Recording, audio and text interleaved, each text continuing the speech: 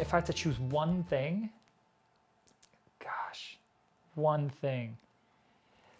Okay, I guess if I had to pick one thing, it would be to be super patient with cycling the aquarium and don't throw a ton of fish in all at once. I think that is the number one failure point for most people. They get super excited, or their kids are really excited and they don't want to wait because the kids are bugging them about it, which is understandable because it's super exciting. But like, I think most people, for the most part, will end up with a starter kit and it'll have what they need to keep the fish alive, you know, all well and good.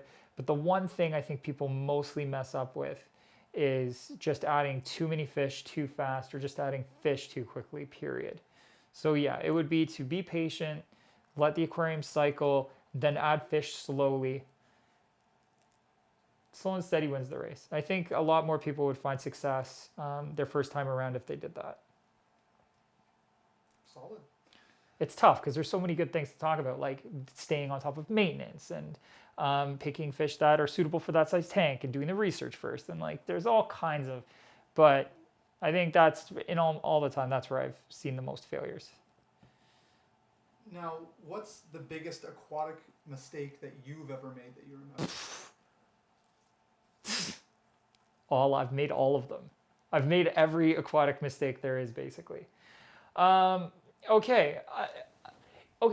There is no biggest. I think that the biggest thing is that I, like a lot of people who as kids had to touch the stove like 16 times before they learned anything from it, I liked to go against the grain. I liked to experiment. I wanted to do things on my own. I wanted to, you know, fly in the face of the advice that I got for the sake of science and learning something new, and by trying out my own theories. Now, I'm going to say up front, it's not the best way to do things all the time, but it is the way we learn about new techniques. A lot of the time it's by somebody trying something different that isn't necessarily what was recommended to them. But the problem is when you do that, you run into issues, and sometimes those issues result in not, you know, you as a person suffering, but the animals that you're caring for not having the best time.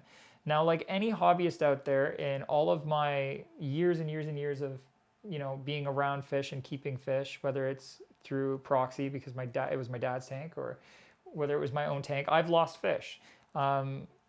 I think everybody out there has lost fish at some point, whether it was their fault or not. Sometimes it's just you buy fish that didn't ship well, or that weren't at the store long enough, or that got ill.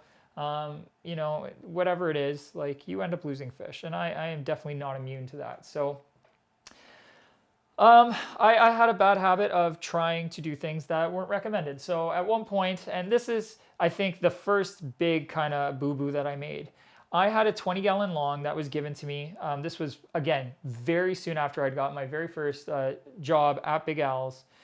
And I put entirely way too many fish into that tank. And not only that, but I broke what is now one of my cardinal rules. And that is, I put fish in that tank that were going to get way, way, way too big for that aquarium.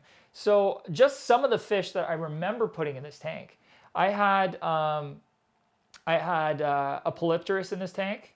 This is a 20-gallon long. I want you to keep this in mind because this is crazy. I had a polypterus in this tank. I had, and not even a small species, like they all get pretty large, but this was one of the larger species. I had a leaf fish in the tank, and I'm not talking about the kind that actually looks like a leaf. It's almost like a perch. I can't remember where it's from either. So I also had three clown knife fish in this tank. Asinine. Like, clown knife fish get like 2 feet long, basically. To have that in a 20-gallon tank is crazy. To have 3 of them in a 20-gallon tank is beyond crazy. So yeah, and that wasn't it. There was more fish. There was a pleco in there. There was some other stuff in there. But it was a heavily planted tank, and I think that's the only reason I got away with it for as long as I did, without nutrient issues. I also did my water changes religiously, and I cared a lot about these fish, and I spent a lot of time in front of the tank and taking care of it. But that was just overall a huge mistake. Why the heck I put that many fish in that size of a tank is just beyond me. That was nuts. So long story short, I ended up upgrading and putting them, some of them went back to the store when I realized how big they were going to get. And yeah, but that was one of the biggest bonehead moves I pulled.